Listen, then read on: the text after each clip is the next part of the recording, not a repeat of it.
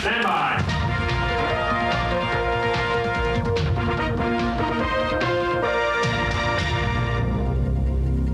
Hello, I'm Bill O'Reilly. Thanks for watching Inside Edition today. In addition to our promoted stories, Oprah Winfrey joins us to speak out on child abuse. She doesn't want what happened to her to happen to any other little kid.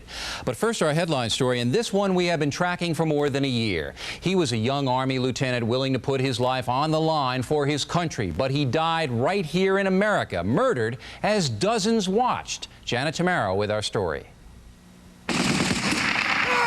This footage of the 1st Battalion, 8th Infantry doing live fire exercises at Fort Carson, Colorado was filmed September 20th, 1991.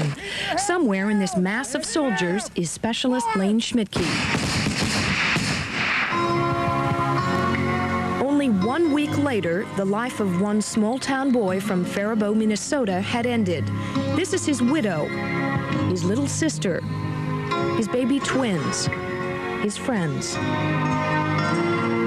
His death is sad, but it's also senseless because he wasn't killed protecting his country. Police say he was killed by a group of teenagers while walking down the streets of Colorado Springs, Colorado. He wouldn't have thought he was in danger from teenagers. He's been in the service for 6 years. He puts his life on the line every day. He's been in Korea and then can't even walk the streets of a town. In America. Layne Schmidke was with his buddy, Specialist Joseph Reeves. The men were walking back to Fort Carson along the main drag called Nevada Avenue at 11:30 p.m. It's a hangout spot for hundreds of teenagers on Friday and Saturday nights. When I first pulled up, I heard a guy say something like, "You're on our corner." And he's like, "All I'm doing is walking across the street." And he's like, "Well, you're on our corner. I want you to get off."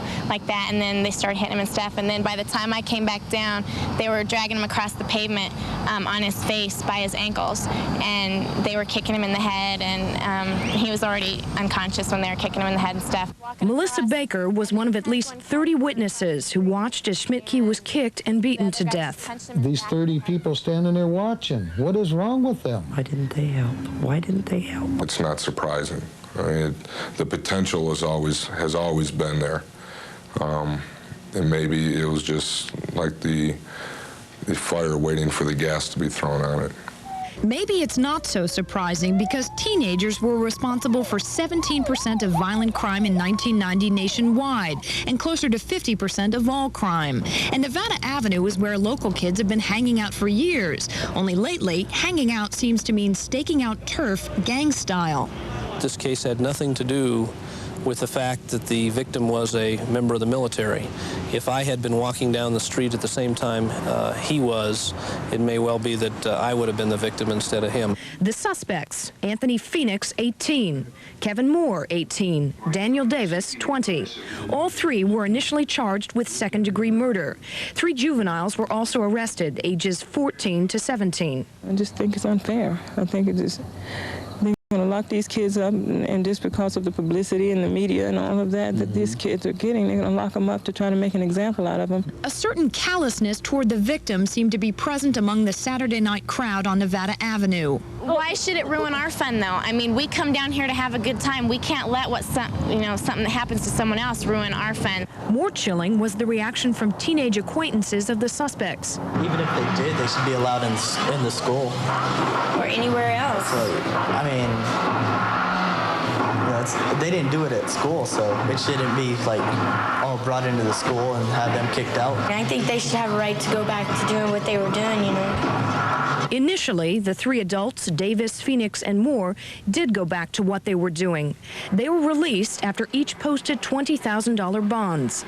But when formal charges were filed, evidence pointed to an even more serious crime.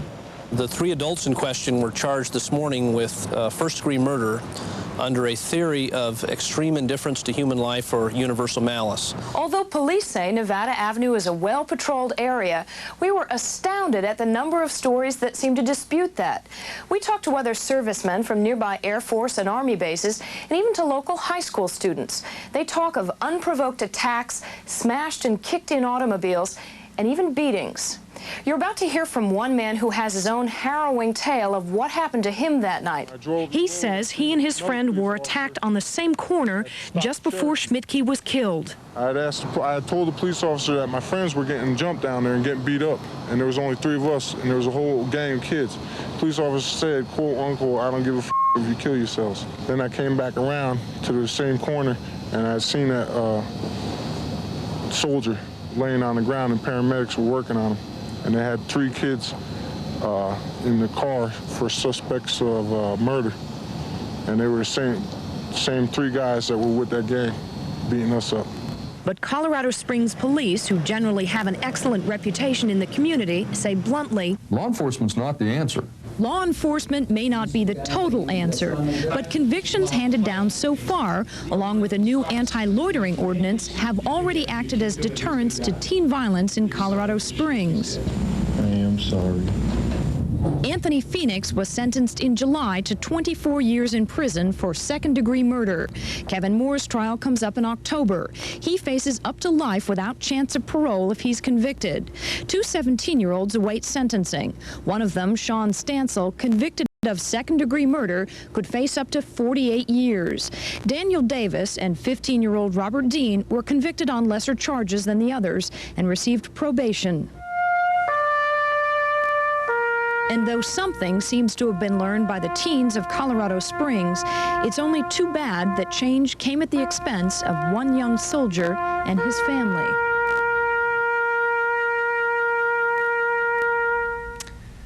Well, Layne Schmidke's widow has since moved to Canada with the couple's twin daughters, who have just turned 2 years old. Very sad story. Plenty more to come as Inside Edition moves along. We'll talk with Oprah Winfrey. And coming next, how far is corporate America really going to help the victims of Hurricane Andrew? We know what the people here are going through. The customers have been supporting us for all these years, and now it's our time to turn around and support them.